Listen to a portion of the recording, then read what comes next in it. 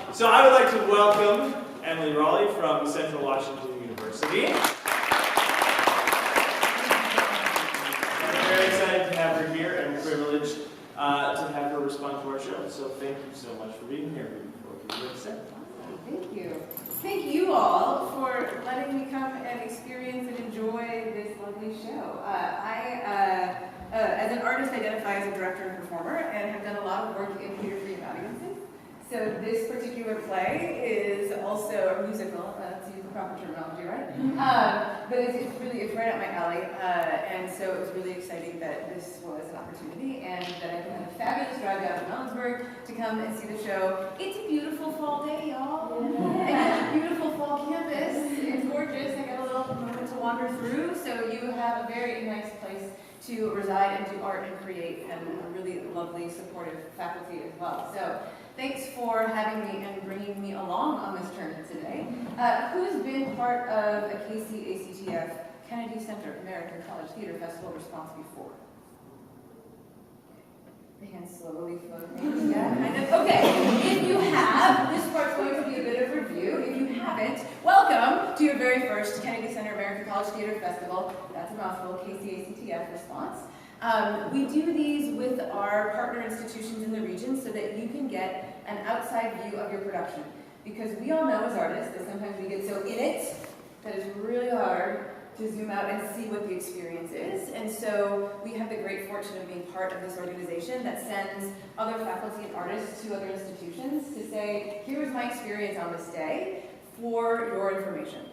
That being said, this was my experience as one person on one particular day. I was not here for your rehearsal process. I don't know all the things that y'all did. I haven't seen the full run. I've seen one performance, and I am one single person, and we all know that art is really subjective, right? So take this as me giving you my experience as an audience member and as an outside eye, coming to this with a great love of theater and a great love for the show, but letting you know what my experience was as I went through the performance today. That being said, don't change anything at all. So just because I say, oh, I had a question about this, doesn't mean you should drastically change your performance, unless you, of course, talk to your fabulous director, and you decide to do that. But at this point, you've crafted this show. You've made this fabulous piece of art together, so honor that, and just take these little nuggets that I will offer you in terms of my response as you move forward as other things to think about, as you go through stuff. So don't change anything, because you've got a whole other weekend of run, right? Yeah, don't. Just live in what you've created. This is just what I took from it, or some of the moments that really struck me. Coming out of ACTF, some of you may have heard about the festival. That's usually what we call it, the festival. There's a regional festival that happens in February here. This year it's in Eugene. And so part of this work, there's nominations and other things that can be sent toward the festival. You might have the opportunity, I don't know how y'all structure that here, to go to the festival, but it's a really great opportunity to network with other people, other artists like you from other institutions in the region. And then there's a national festival that happens way later in the spring too. That's a bigger beast. It happens over on the East Coast in DC. But again, there's a whole host of opportunities to get involved and to be connected. So it's a really great thing. And so I'm here as a representative of our region to give you a sense of what I saw. When I do responses, two things you need to know. One is that I like them to be more discussion oriented. It is not me just standing here yammering at you, because that gets boring, and you are all at mid-quarter or beyond, and so tiredness is here, and you've done a show. So this is a discussion, it's a conversation. I might ask you questions. They are not rhetorical, they are questions. I want to know. You can also ask me questions, and if you don't want to ask it in front of the group, because I know that's scary sometimes, I will hang out for a little bit after, and so if you have individual questions, I'm happy to talk about those things with you too. So it's very much a conversation. Second thing that you need to know about me and the way that I respond is I like to respond to the whole event, meaning the minute I walk into and towards the building, so you can see how everything is setting you up for the performance and the entire experience, because I don't think it's just when the lights come on the stage. Right? Your house management sets you up, your ushers set you up, your publicity and promotions set you up for the show, and so I like to respond about the whole experience so you can kind of get a sense of what everything is and how it contributed to what I saw on stage. Cool? Awesome. Questions, comments, concerns, or Schneider remarks before we jump in? Yeah, start prepping, that's good. So, just some overall things. I also like to sort of synthesize into big things that I saw, and then we'll kind of work our way through the show. First big thing, right, is that there's a sense of familiarity with this show. Peanuts is iconic. I grew up in Minnesota, where Charles Schultz is from, right? Minneapolis, St. Paul has these little Peanuts figurines all over. They're painted in different colors. Go check it out someday. But Peanuts is iconic. A lot of people grew up with it. The Great Pumpkin is a big Halloween thing. We were just talking about that with my students last week, right? All of these things are in the ether, so it means that you have this familiarity that you get to play in, but your audience also comes expecting to play in, right? And so even from the first moment where I walked in these doors and I sat down to see this set, there's the familiarity, right? The sense of the drawing, the kind of sketch work that goes into the Peanuts comic. I saw that sitting as the audience member. I even heard another audience member say, "Those clouds are very Charles Schultz." I was like, oh, yes, definitely, right? But the familiarity, so you're playing into that already, and just the visual landscape is structuring us for that. As I sat down, I also heard, very softly, some of the very iconic sort of Peanuts music, the piano music, playing, and then I also heard the orchestra playing a few things. So both of those things kind of wrestled for my attention at times, but they were also both within that world, and so creating that familiarity of, oh, these are the songs and the sort of themes that we hear with this Peanuts world. So he was already setting me up for that. And then as the show progressed, right, I saw hints of these familiar characters, right, in terms of, is there a costume designer here? Oh, yes. Yes.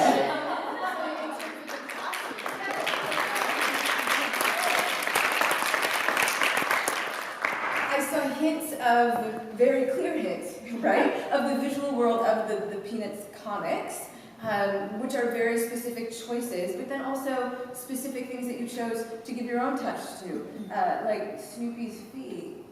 The paws on the bottom of his feet. It's one of the first things I noticed, right? And I was like, oh, that's Snoopy. I mean, the ears also give it away. But we see that sort of familiarity. So you're playing with that, but also giving it its own touch. In some of the movement, Linus, I don't know your names. Michael. Please forgive me if I call you Linus. But there were moments of movement and this sort of free movement when you watch the Peanuts dance, which you all did kind of at the end, Snoopy channel, the inner Snoopy dance. But there's this freedom of Linus's movement with his blanket especially that was very childlike, right? So that familiarity was being played into in many moments throughout the show, and in how we're setting up for the show. And so that is an opportunity we have, but also it presents some challenges for us as performers and as designers because we don't play too far into it, right? And that's a really fine line to balance. How do you create the artistic work that is specific to you? And as an audience member, I was really struck by that familiarity, but then also it was fun for me to find the places where it deviated or it was different, which was really enjoyable. I also heard some other audience members, it's another thing I like to do when I respond is listen to everybody else in the house. Some other audience members going through the program and being like, Woodstock, yes, that's the bird. Oh, yes, Schroeder. So like they knew these people that they were going to see, and so it set them up for that. You also had, setting you up for the show, this lovely program that gave us a ton of information about you and also gave us the visual world of the play.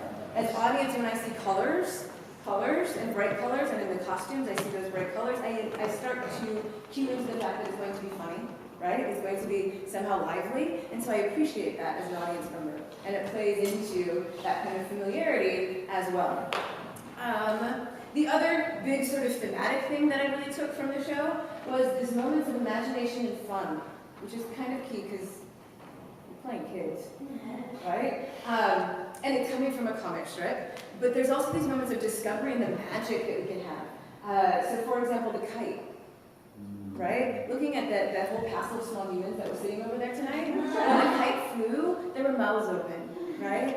So playing with these imagination, these fun, how we play together. In the director's notes, David talks about sharing space and inviting people in to share space together, which is part of that play and community. And the atmosphere in the space, the atmosphere that you all create on stage with the design elements, costumes and lighting, as well as in the props is so true, as well as in the camaraderie of the actors, that helped really play with that imagination and fun. It also gives us a space for discoveries and surprises, which is huge in theater for families and young audiences, right? But how do we find those discovery moments, either when the kite actually goes and we're like, oh, cool, or in those moments when we're interacting with each other, right? How do we have those discovery moments? You've rehearsed this show for how long, y'all? 6 weeks. 7 weeks, 8 weeks, long time? Yeah? So it's easy to kind of fall into those patterns. So the thing that, and I give this to many actors, right, to keep doing is finding those discoveries. So as I'm listening to, I want to call you Beethoven Schroeder, right? That's a real name. Bryce. Bryce. So as I'm listening to Bryce, Schroeder, Beethoven, those are the names that are now in my head for you. You know, what discoveries am I making as he's talking, right? Because that's what helps keep it fresh, is us as actors finding those discoveries every time, so that we have this really active internal life that helps sell the character. So it's not just wah, wah, wah, wah, wah, I say my line, and then there's nothing before wah, wah, wah, wah, the other person says their line, right? So what's the active moment of discovery? So keep finding those throughout this show, throughout the career, right? But that really helps keep that life, that listening and playing, because this play is all about that. And the moments that most resonate with me long term are the moments where you all play together. The moments in the bus where you're playing together, right? The moments where you all crush together in the baseball and you all move to catch. Those moments of play, those are the moments that really resonate and that last mentally in my brain, that I will drive home and think about, right? So finding all of those playful moments, even if it's just you on stage, how can you continue to find those playful moments and those discoveries, right? So imagination, play, and the familiarity and expectation, those are the big themes that really struck me as I saw your show and sat in the audience and began to take it in. Thinking a little bit about how I experienced your space. It is so cool! I love repurposed spaces. And this is so that. You walk in, it speaks to that imagination though, right? Kids can take anything and be like, oh, hey, it's a hat. It's a program, but it's a hat, right? You're in this really amazing space that is a theater space, but it has life in other ways, so that imagination plays beyond here. And walking in today, you had beautiful light filling into that lobby, which created a warm feeling for the audience. Many people in the lobby who maybe didn't even know each other, they certainly didn't know me, were very chatty. I was waiting in line to get my ticket scanned by a fabulous house manager who was quite friendly and very efficient. And that helped set the stage, though. That's a super important element. And you could tell that everyone was feeling very excited to see the show. They were having the shared energy because they were really chatty. There's a couple of older ladies who were just kind of hanging out. And I was like, are you in line? And I was like, no, we've been taken care of. But they're very good up there. And they just wanted to chat. And I was like, okay, this is the kind of place we're walking into. It sets you up for a really good show because it means your audience is already playing in that community. I already talked a little bit about the iconic colors, the scenery. It was familiar. It looked hand-drawn. I think you all helped paint in many ways, or some of you helped paint. Yes? Yes, exactly. For me, it really spoke to that sort of hand-drawn nature of it. The multiple places to play, I was waiting for people to pop in and out of all of these alleyways, which you did, so thank you for that. I was really excited to see how Snoopy would jump on, or leap on, or crawl on, or I don't know, hoist himself on the doghouse. I was kind of hoping that there was a way to go into the doghouse, but I know it's tricky to support you on top, so I was not sure how that was going to play. But I was so excited then when you all started to people the stage and pop out from these things.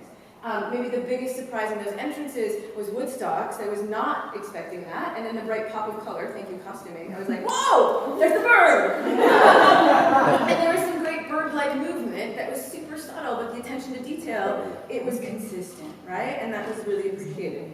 And so those sorts of familiar things really struck me. As I said before, I heard the sound, the peanut sound. We had some pre-show sound, but then the orchestra was also warming up. Is that correct? Mm-hmm. Or was I making that up in my head? Okay, cool. The sound in the house was soft enough, though, that when the orchestra was warming up, that took my attention. So it wasn't like they were warring for my attention, but it could kind of segue in and out, which was really fun. And then what also struck me in that moment was a live orchestra. Thank you.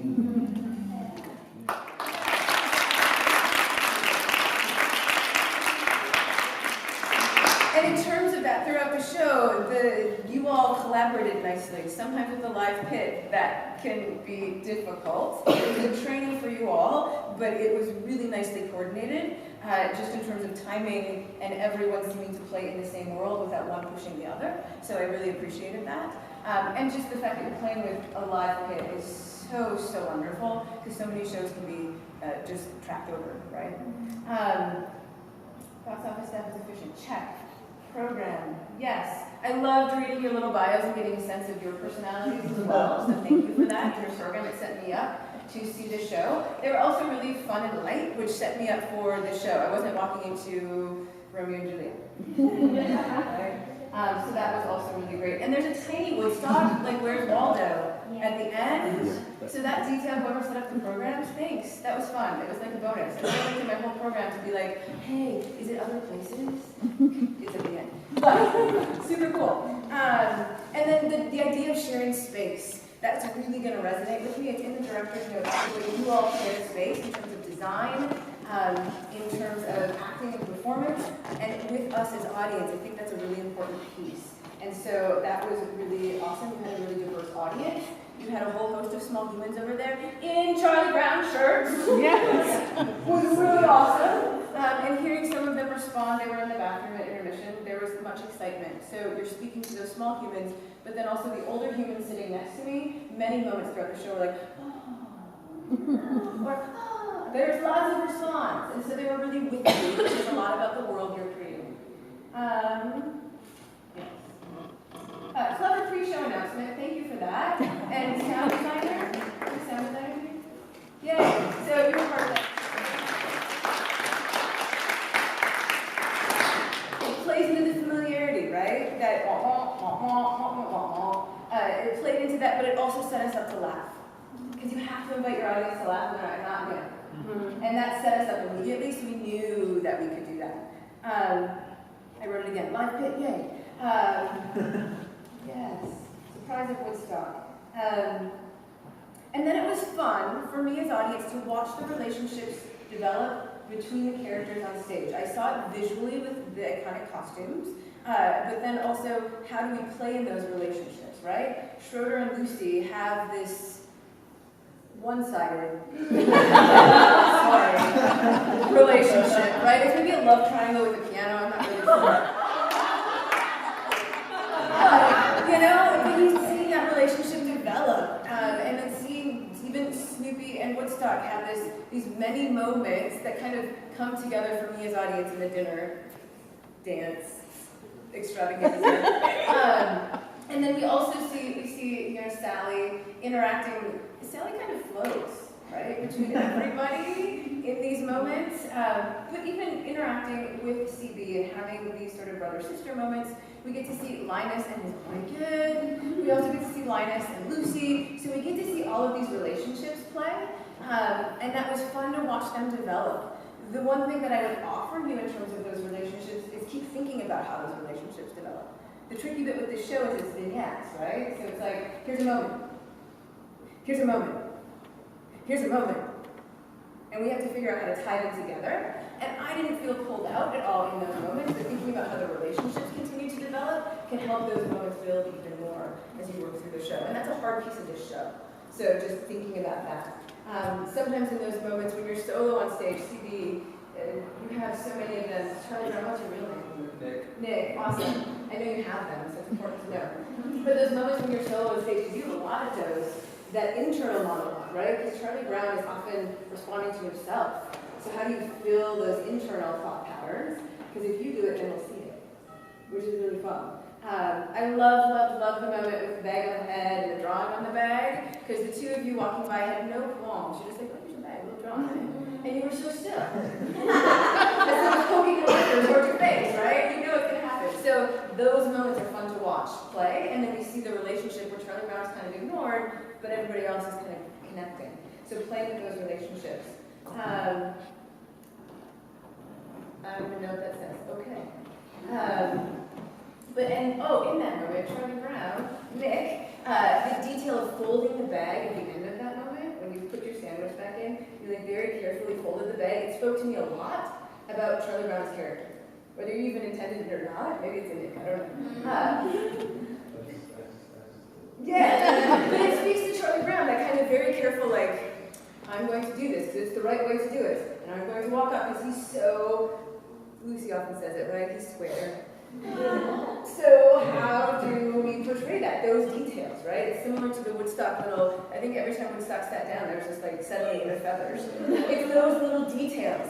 There was a moment of Snoopy laying on top of the house, and your feet, whether you knew it or not, kind of went out. And then one came up. And then one came up. And they were like, they had their little foot dance, but it said a lot about what's happening for Snoopy, right? So thinking about those smaller moments, how do we find those details? Those are really fun. The sniffing of the blanket every time is a little bit different, so thank you for that. Those details help play things. And Lucy, what's so interesting, Lucy's hard to play, isn't she? What's hardest about her? Trying to get cloudiness, right? Yeah. How did you come at it? I'm curious. I don't know, honestly. It's hard. Yeah. Because she's antagonistic, right? Yeah. But there's also a reason Charlie Brown, Stevie, wants to give her a Valentine. Or comes to her for advice, right? So it's how do we flesh out these relationships? She's super tricky. But this moment where you have this lovely way of smiling very broadly, like, yes, everyone loves me, I'm going to be a queen, right? Those moments invite us into that, right? And the small detail, too, of Schroeder / Beethoven / Bryce, yes? Do you play piano? Yes. Okay. Yeah. Very clear and very important here. Because you were clearly playing not a real keyboard. But the way you interacted with it made me believe that you were. Right? And that's a really key piece, those details, right? Those small details that you're playing with. And the movement as blanket, the blanket, costumes-wise, reminded me of those modern dance costumes, right? Like the football game, it reminded me of that. But that sort of fluidity of the blanket movement, those details help us tell character. So keeping playing with those. My notes get progressively messier. I'm so sorry.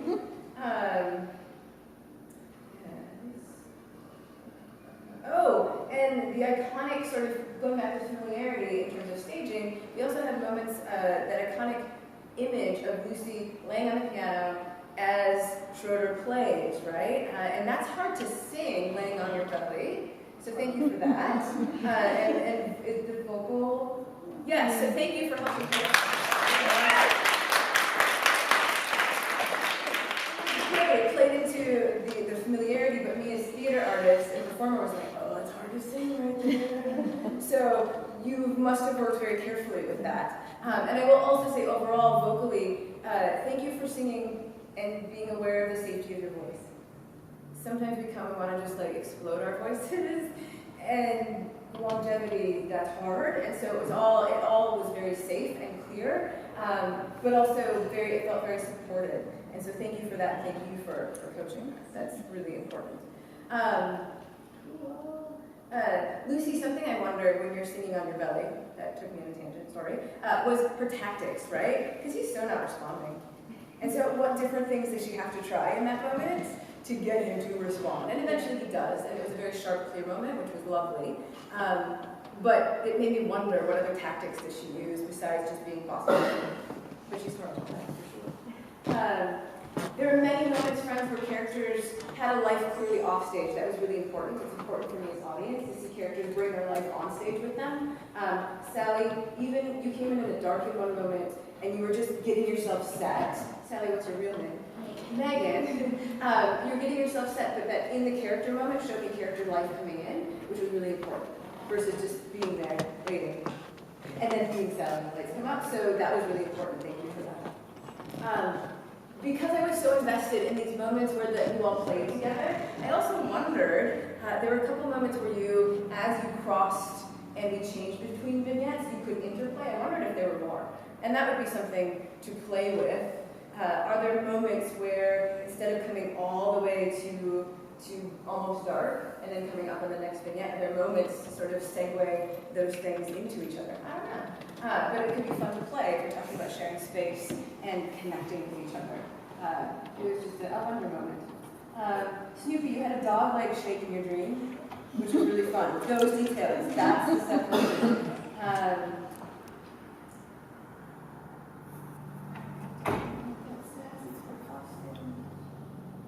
Oh, costumes. I really appreciated the hints of Woodstockness, I don't know what you call that, the headpiece, Okay, yes?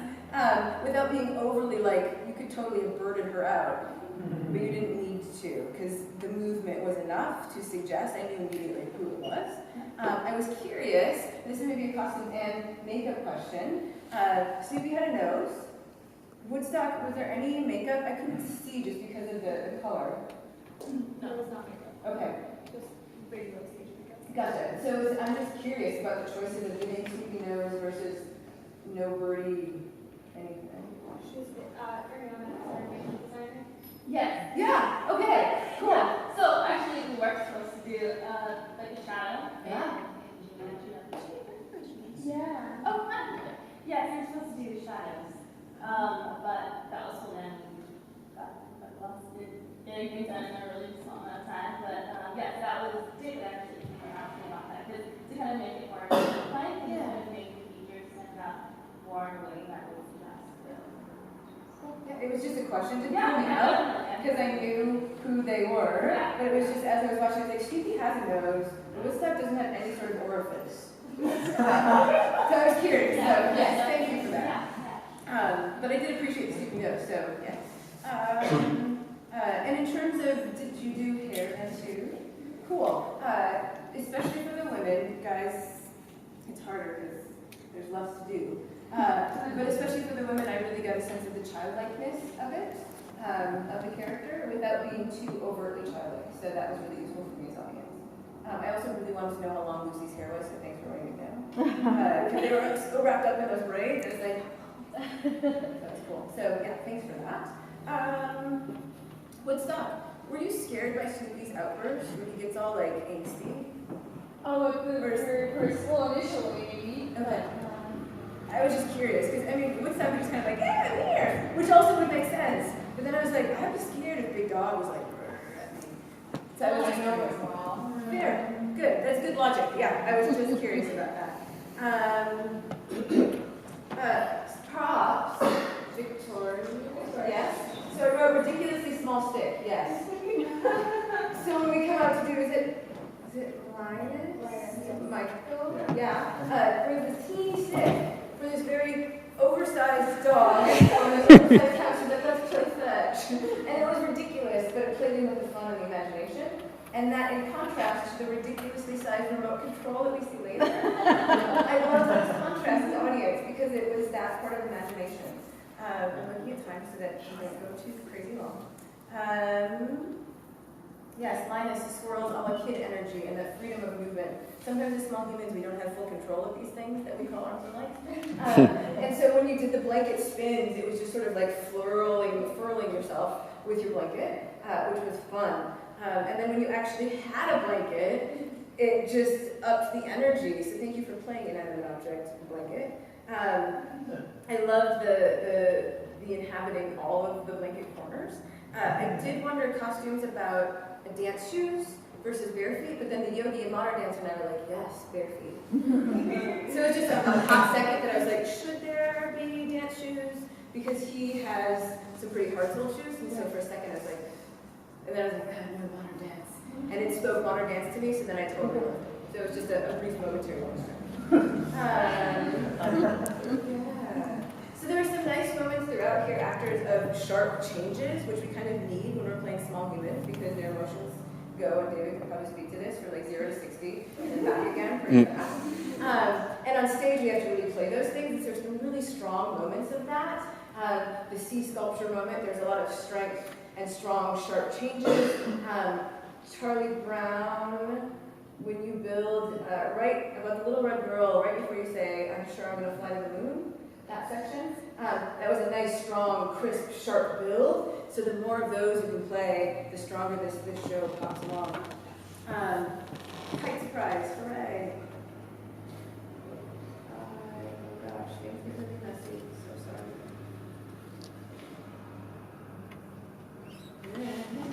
It was dark and I was writing fast. Yeah, Beethoven, Fodor, Rice. As you were playing the song, or right before you started into Beethoven Day, that song, there were lots of really great idea moments that I saw. And that made me as audience be like, oh, what's he thinking? Oh, that's what's going to come next. So it helps me sort of stay on the edge of my seat. So those were really engaging to me as you got the idea versus, I already know I'm going to do this. So that was really fun. And it's a nice vocal style. It was a vocal style switch there, but you handled it really well, and it was fun to watch you all invest in an entire switch of musical style and tone there. And then that was a great moment of play. The whole ensemble was playing. I could almost imagine the stage manager doing a little stage manager dance in the booth, but that was my brain. I could see it's good. I'm glad. Because stage management is a bit like conducting an orchestra. You're just conducting a show. And in that regard, things move smoothly in and out. As an audience member, there was never a moment that I was like, so thank you for that, stage management. Give your stage manager a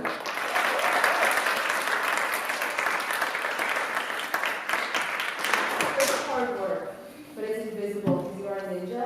And so I think it's important to recognize that I didn't notice you, and that's important, right? Oh, who's our lighting person? Lighting, yay. I appreciated in the rabbit moments the character switches of tone. Each character, as they did their Peter Rabbit book reports, interspersed with hunting rabbits, right? There are different character tones that I caught just subtly in terms of color and light, which helps sort of separate their stories while they're all standing on stage, so I appreciated that. There were a couple of moments that it felt really abrupt, but then I was like, but maybe it needs to be because they are switching so abruptly. So it was just, again, one of those like, oh, okay. Yeah. But I think it was really interesting to watch that switch and then to have the sort of spot come in where we're hunting rabbits coming through again and again and again. And then again, like the growing sun in the Red Baron moment. It was really subtle, but his face lit up and I was like, oh, it's warm. Oh, that's the sun! And then he said something about it and the sun rose and I was like, and as a lighting designer, again, much like a stage manager, you want to be a ninja. We don't want to notice you, but those moments are the moments that we do start to notice, right? I wondered, Snoopy, how you physically were. Snoopy, what's your real name? Snoopy's fine. Okay. Jared, awesome. I wondered a little bit how Snoopy would respond to being shot. I mean, because the plane is being shot, right? So there's a little hint of it, but it seemed like maybe Snoopy would respond to that a little more in some way. I don't know. But there were some fun feet shifts in that moment too, so hooray. Well-coordinated crew. Our run crew, we have run crew trucks in the house? Yes? No? Tell them they're super speedy ninjas. Yeah. They were on it, like in and out and doing their thing, so that is really wonderful. Lucy, I know this is the writing and the dramaturgy, but I love that Socrates is a girl for you. That's just a really nice women's gender studies moment for me. And the home on the range. Wow, what a hard song to do, yeah? Yeah? Because there's like subtext, but there's song, but there's subtext, but there's song, and then you disappear. But those subtextual moments, that was when the show really sang, when I really saw those character connections, and you could just very sharply go in and out of, I'm singing this beautiful song, give me my pencil, I'm singing this beautiful song, right? Those moments really helped it sell. And then lighting again, darker tones on Snoopy's death, but I could still see thank you. Because sometimes when we go super dark, we can't see, but I could tell it was somber. His proposed death. He didn't really die. But that was it was a nice subtle shift, again, doing the lighting ninja magic. And then we got good atmosphere in the nighttime moment. I wondered a little bit about the transition between they're sitting here looking at the stars for a hot second, and then we go to Snoopy on top of his doghouse. I wondered about that transition, if there was a way just to move the light focus versus take it out. And that, I don't know, I'm not a lighting designer, so I just wondered about that. So, something to put in your repository. But I like the atmosphere that was being created there, because it moved us towards the end. And the end picture, y'all, it sums up the show. The relationships, the interaction, the familiarity, all of that is in that moment, and your connection to the world of the play, to to the visual world and to each other. And that's what's really at the core of this. Your director's note said it. It's about coming into this space to share the time together. And that moment allowed us to do it. The couple sitting next to me had this really deep sigh at the end of the show. This sort of like, and that's what you want. And that's what you're doing. By all of the pieces of the puzzle. And so I thank you for that. And do you have any questions or things that I didn't mention that I should have mentioned? I know you all have other projects and things.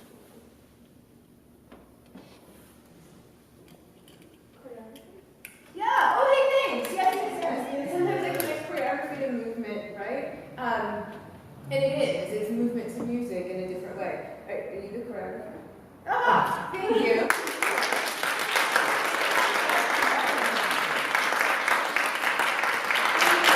For noting that. Yes. So the fact that there was a lift in Your Good Man Charlie Brown, I was like, whoa. That just doesn't happen. It was unexpected, right? And I was like, oh yes, fantastic. The movement moments that really spoke to me were the dance with the blanket and the dance between Snoopy and Woodstock, right? Because that's the more like spectacular movement versus the kind of reorganizing blocking on stage. There were other moments, but those are the two that really spoke to me. As audience member, and part of it was inhabiting the type of movement, right? Because there were two very different kinds of dances, but we had atmosphere, we had a sense of that, and a character connection. So thinking about how Linus sort of tangos / waltzes / does a little bit of both with his blanket in this sort of interestingly romantic way, versus this sort of pal, sort of lead backup jazzy number, right? Those atmospheres are really clear and gave me a sense of style, and I think that's hard to choreograph. So it's not just a tap show, right? It's not just a modern show. It's how do we fit these styles? And so I think that is really important. So you wrapped your head around that nicely and helped your actors wrap their heads around that. So thank you.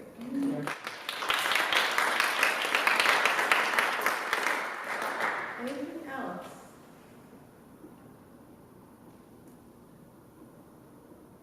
I will hang out. So if there's something that you just desperately want to know about, but you don't have uttered in front of the group, that's totally fair. And so if you have questions, I'm happy to have conversations. If something strikes you after you leave here, David knows how to get in touch with me, so he can absolutely make that contact and I can fill you in. But yeah, thank you, first and foremost and above all, for doing the show, for inviting these audiences in, and for inviting me here to come and give you my response. It was a fabulous Sunday afternoon, and I thank you for sharing space with me. Thank you.